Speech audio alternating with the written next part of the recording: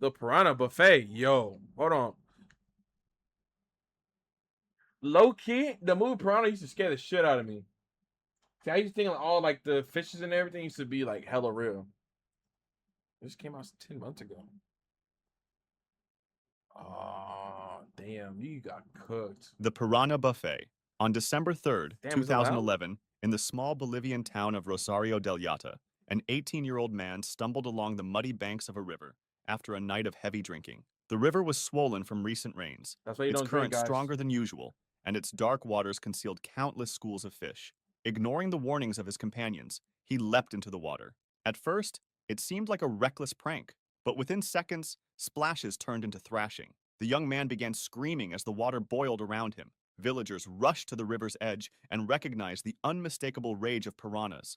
These fish, with razor-sharp teeth and powerful jaws, rarely kill people, but when conditions are What? right, low water levels, blood in the water, or a vulnerable victim, they can attack in terrifying numbers. The group tried desperately to pull him back to shore, but the damage was already catastrophic. His body was covered in deep wounds, strips of flesh torn away by dozens of bites. Blood poured into the river, drawing even more fish to the surface. By the time they managed to drag him onto the bank, his injuries were beyond saving. He bled to death only minutes later. Police investigators noted that alcohol likely played a role, dulling his instincts and delaying his reactions. Some locals even suggested it might have been intentional, but the official report listed it as a fatal accident. International headlines quickly seized on the story, Is this true? playing into the long-standing fear of the Amazon's most infamous fish. Hold on. Biologists were Wait. Is this real? What they got like the like links and stuff? Hold on.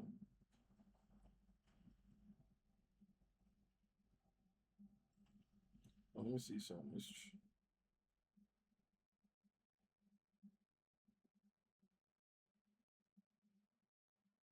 That's getting eaten alive. Probably. Oh man, that's horrible. quick to point That's out that such sad. attacks are not common, and that most piranhas feed opportunistically on insects, other fish, or carrion. Yet, in this case, the combination of intoxication, poor judgment, and bad timing created a nightmare scenario. Crocodile lunch break. On December 7th, 2010, South African explorer Hendry Coetzee was leading two American kayakers down the Lukuga River in the Democratic Republic of Congo. Coetzee, known in the adventure community as Kadoma, had already etched his name into history by paddling the full length of the Nile and charting wild stretches of water few outsiders had ever seen. For him, rivers were highways into untouched parts of Africa, and this was another bold expedition. The trio had already survived rapids and long days of rain. That morning, the water seemed calm, the surface smooth except for the occasional ripple. The forest pressed in tight on both banks, a wall of reeds and elephant grass concealing whatever watched from the shadows. They knew the river held crocodiles, but the animals usually kept their distance. Small ones sometimes basked on the banks or drifted half Hell submerged, no. but the giants were rarely seen. As the kayaks moved silently downstream, it happened without warning. From below the surface, a Nile crocodile surged upward. It slammed into Coetzee's boat, knocking it off balance, and seized him in its massive jaws. His companions, Ben Stooksbury and Chris Korbelik, watched helplessly as their leader was wrenched from his kayak. The predator dragged him under with terrifying speed, and in seconds, the river closed over them both. The two Americans sat frozen, scanning the water, waiting for him to I would resurface, have been but the gone. river stayed silent. No cap. If my instructor got hit, if I got eaten, when I'm saying no, GG's, I would have left. I would have left Brody too. No cap. I'm not gonna wait for you, nigga. Coetzee was gone. His friends knew the Just crocodile, RIP weighing though. over half a ton and longer than a small car, had made survival impossible. They What? paddled to shore in shock, later recounting the attack to authorities and the world. The news spread quickly. Headlines described how one of the most experienced rivermen alive had been taken in the most sudden and brutal way. His body was never recovered. Hungry Komodo Incident. On June Ooh, they're 4th, poisonous and fast 2007, as in hell. the village of Komodo on Indonesia's remote island chain, children played along dusty paths that cut through thorny brush and dry savanna. It was the height of the dry season. Streams had turned into trickles, and watering holes shrank into mud. Deer and goats, the usual prey of Komodo dragons, were harder to find. The giant lizards, sometimes stretching over 7 feet, began wandering closer to villages in search of food. 8-year-old Mansur left the company of his friends and stepped behind a bush to relieve himself. He was only a few steps from the main path when the silence broke. A Komodo dragon, concealed in the undergrowth, lunged with terrifying speed. Its serrated teeth sank into the boy, and its massive claws raked across his body. The attack was sudden and brutal.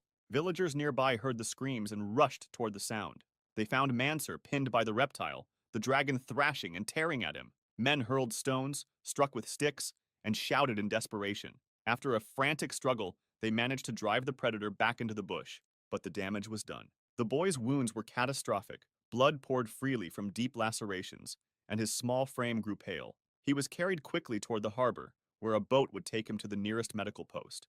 But the Damn. journey was long and the injuries too severe. Before they could reach help, Mansur succumbed to his wounds. His death sent shockwaves through the island community. That's The sad. tragedy marked the first confirmed fatal Komodo dragon attack on a human in more than 30 years. Damn. For locals, the threat was always known, but rarely did it claim a life so close to home. Park officials immediately tightened restrictions, warning tourists and villagers alike never to wander alone or stray from designated paths. Biologists explained that hunger and drought may have driven the lizard to target a human.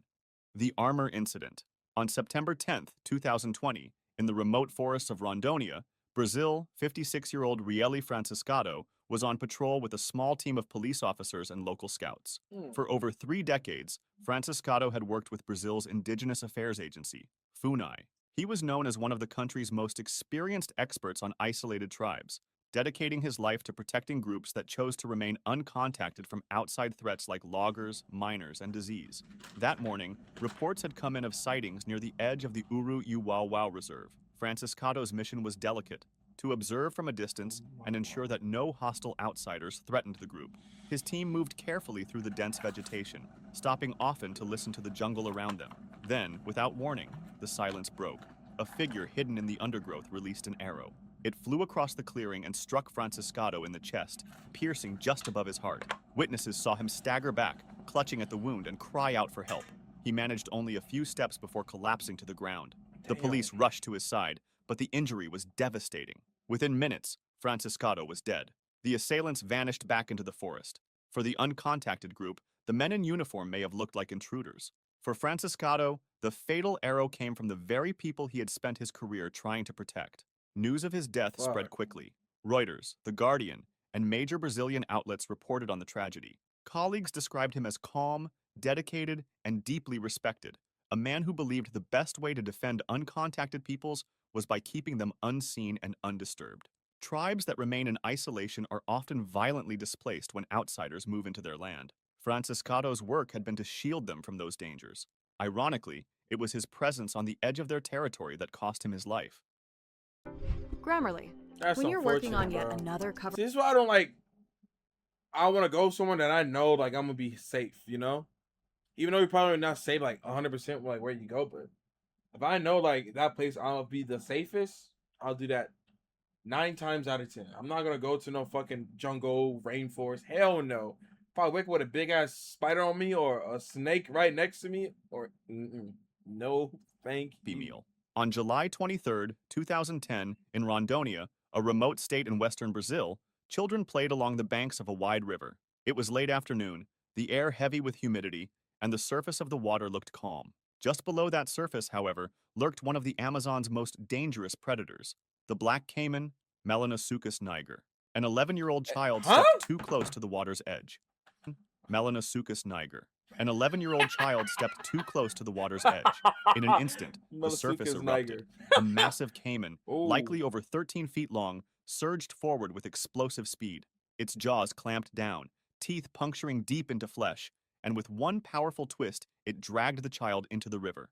The attack was silent, except for the screams that followed. Villagers raced toward the shoreline, shouting and waving sticks, but the predator was already gone. The black caiman is the largest member of the alligator family in South America, capable of overpowering even adults. Against a child, Hold on.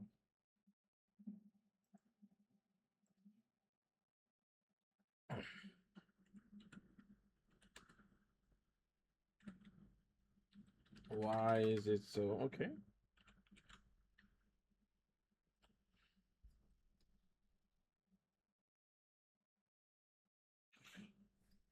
Excuse you? That's how big they are? Dude. Yo, what the fuck? They're that big? That nigga just look. Oh hell, ooh, no, I'm good. I'm good on that. Them niggas are huge. What? There They're was no big as chance. By the hell. time others reached the spot, the water was still again, the only sign of the struggle a few ripples spreading across the surface. When the body was recovered, doctors and researchers documented the case carefully. It became one of the few fatal black caiman attacks published in medical literature, with details of the bite marks and the sheer crushing force of the animal's jaws. Scientists noted how rare such incidents are, but also how swift and final they become once they happen. Unlike a snake bite or a jaguar attack, there is almost no window for rescue. For the community, those details mattered little. The death of the child sent waves of grief through the village. Parents Sad pulled their shit. children away from the water, and local leaders cleared vegetation along dangerous bends to improve visibility. Night fishing trips were curtailed, and new rules were passed on where children could swim. The python Also, low key, when I have kids, or even in general, if I go to a river, if there's like, hey, watch out, there might be alligators, crocodiles lurking in the water. Nigga, I'm not going in. I'm not low key. I'll just drive home. I ain't risking shit. Not especially my kid's life. Hell no. If I go to the river, I gotta make sure there's nothing in the water that can affect my kids and or myself. If I see some eyes in the water, I'm running in the water, taking my kids, we leaving. No cap. And they said, "What are you doing?" incident. Mind your business. On July 2nd, No cap. 2024, in South Sulawesi, Indonesia, 36-year-old Siriati left her village early in the morning. She planned to walk a familiar path to the local market, where she would buy medicine for one of her children. The track ran along the edge of dense forest, a place villagers knew to be home to giant reticulated pythons. These snakes can grow more than 26 feet long and are powerful enough to crush and swallow a person whole. When Siriati did not return, her husband set out to look for her. Along the path, he found her sandals and a discarded scarf. Just meters away lay a massive python, motionless, its belly grotesquely distended. The scene was clear to anyone who had lived in these forests. The snake had swallowed her. Villagers gathered quickly. With machetes, they killed the reptile and cut it open. Inside was Siriati's body, still intact, curled within the coils of the giant snake. She had been attacked, constricted, and consumed in the space of minutes. For the husband and the 5 children she left behind, the discovery was almost unbearable. The case drew national and international attention. Images of the dissection spread across newspapers and social media. Authorities confirmed that this was not an isolated incident. Only weeks earlier, another woman named Farida had been swallowed whole in the same province. Experts explained that encounters Can you survive being swallowed whole by a snake? Hold on. may be increasing. Let's actually search that out. I'm low-key curious because me and my friends we were just talking about that literally like on Saturday. Can you survive getting swallowed? Oops, I spelled that wrong. Oh my gosh. I don't care. You know what? I don't. By a snake. I can't even spell. They can never be swallowed by a whole thing. Anacondas always get a paper for it. Like, okay, yeah.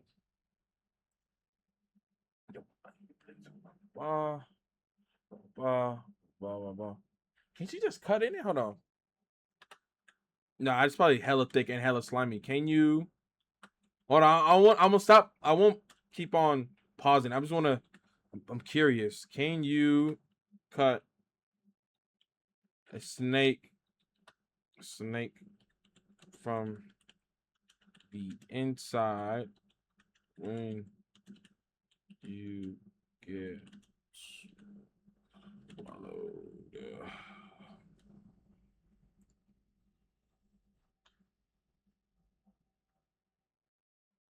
Damn. You won't have room because how the fuck? Yeah, that's right. Fuck, that's human crazy. activity pushes deeper into forested areas and traditional prey species decline. That's unfortunate. That's so scary, bro. That's unfortunate. That's so The sad. Snake Man incident. On March 24, 2004, in Prachinburi, Thailand, crowds gathered to watch a performance by Boonrong Buachan. Known nationwide as the Snake Man, he had built a career on daring stunts with venomous reptiles. Years earlier, he had earned a Guinness World Record by spending 7 days in a glass enclosure with dozens of deadly snakes. To his fans, he seemed untouchable, a man who could control danger with his bare hands. That afternoon, Buachan stood in front of the crowd with a cobra. The snake was restless, hood flaring, tongue flicking as it searched the air. Spectators leaned forward, waiting for the moment when handler and reptile would clash. For Buachan, it was routine. He had done this hundreds of times before. Then the strike came. The cobra lunged, its fangs piercing his flesh. Gasps echoed through the audience, but the snake man waved it off. Some thought he had suffered one of his epileptic seizures, a condition he was known to have. Valuable minutes slipped away before the seriousness of the bite was clear. Bystanders rushed him to a local hospital. Doctors tried desperately to counteract the venom, but the neurotoxins spread quickly. The poison paralyzed his breathing, shutting down his body from the inside. Within hours, the man who had spent his life in the company of snakes was dead. News spread across Thailand and beyond. The irony of his death, killed by the very creatures that had made him famous, captured headlines. Experts noted that even the most experienced handlers are never fully safe. Cobra venom can kill within 30 minutes, and without immediate access to antivenom, survival is unlikely. Boonrong Buachan was remembered as both fearless and reckless, a man who lived by pushing the limits of what humans and snakes could share on a stage. You are asking for it. The You low-key asking for it. I'm sorry. If you spent 7 days in a closed enclosure of poisonous snakes, you're asking for it to get killed. I ain't gonna lie, bro. Jaguar incident. On September 1st, 2014, in the Rupununi Savannah on the edge of Guyana's rainforest, villagers set out to collect food and firewood. The forest here is thick, with tangled roots and dense canopy, and it is also prime hunting ground for the jaguar, South America's most powerful predator. Usually, jaguars keep to themselves, preying on deer, capybara, and peccaries. But when one decides to stalk a person, the result is almost always fatal. That day, a middle-aged man walked alone into the bush. When he did not return, a search party followed his trail. They found signs of a struggle, broken branches, blood on the leaves, and claw marks dug deep into the soil. Hours later, his body was discovered, mauled and partially eaten. The tracks around him left no doubt. He had been taken by a jaguar. Wildlife officials confirmed the attack, noting that the animal had likely grown old or injured and turned to easier prey. In the villages of southern Guyana, such encounters are feared, but not unheard of. Jaguars are silent ambushers, capable of leaping from close range and crushing a skull with a single bite. Damn. In dense jungle, a victim has little chance to react before the predator is on top of them. The death caused panic in the community. Parents kept children indoors, and hunters moved in larger groups. Authorities eventually tracked the jaguar and killed it after it charged another group of men. Even then, fear remained. The Hornet Massacre. On October 4, 2013, in a remote part of Anini district in Arunachal Pradesh, India, villagers entered the forest to gather food and firewood. The jungle there is alive with insects, many harmless, but some deadly. That morning, the group disturbed a nest of Asian giant hornets, among the largest and most aggressive wasps in the world. The swarm erupted with terrifying speed. Dozens of hornets descended on the villagers, their stingers delivering repeated injections of potent venom. Victims screamed and ran, but the insects pursued relentlessly through the trees. Their stings caused searing pain, swelling, and in many cases, deadly anaphylactic shock. By the time rescuers arrived, the scene was chaotic. Bodies lay on the ground, some already lifeless, others writhing in agony. More than 20 people were killed in the attack, with dozens more rushed to hospitals miles away. Survivors described the insects as flying daggers that seemed impossible to escape. Medical teams struggled to treat the victims.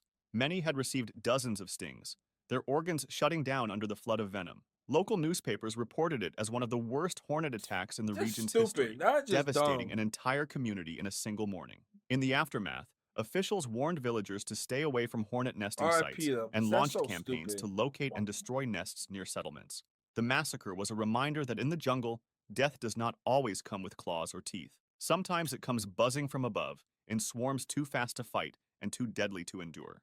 Bullseye in Brazil. On September 3, 1961, in the dense jungles of Pará, Brazil, 26-year-old Richard Mason was part of a British expedition attempting to chart the Iriri River, a tributary of the Xing.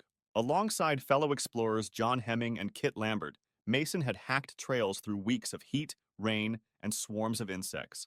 The team was young, ambitious, and determined to map one of the last unknown stretches of the Amazon. That afternoon, Mason walked alone along a supply trail to collect provisions. He carried nothing but basic gear, unaware that unseen eyes were following him from the trees. In this part of the forest lived a group then uncontacted by outsiders, a people who had never invited strangers into their land. To them, Mason was not an explorer. He was an intruder. As he made his way back toward camp, the attack began. Arrows hissed from the shadows, striking his body. Then men rushed forward, beating him with heavy wooden clubs. By the time his companions realized something was wrong and ran to find him, Mason was lying dead on the ground, surrounded by the weapons that had ended his life. The killers melted back into the forest. For days, the team struggled with shock as they carried Mason's body out of the jungle. He was later buried in Rio de Janeiro, far from the riverbanks he had hoped to chart. R.I.P., man. Only years later did researchers confirm that the attackers were members of the Panera, also known as the Kreen Akaror, an uncontacted tribe fiercely protective of their land. The expedition ended in tragedy. Hemming, who survived, later wrote extensively about the Amazon and indigenous peoples, haunted always by the death of his friend. If you enjoyed this video, subscribe for similar ones and feel free to drop suggestions. That's unfortunate, bro. But I want to know if these shits are real though.